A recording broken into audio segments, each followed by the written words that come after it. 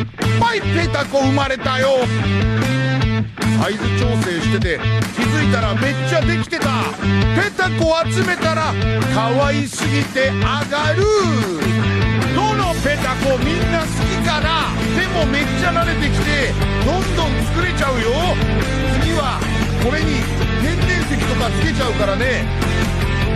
ターコイズなんかつけちゃったりして、ターコイズ旅する人のお守りになるって知ってた？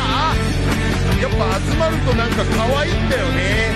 ペタコがそこにいるだけで可愛いってどういうこと？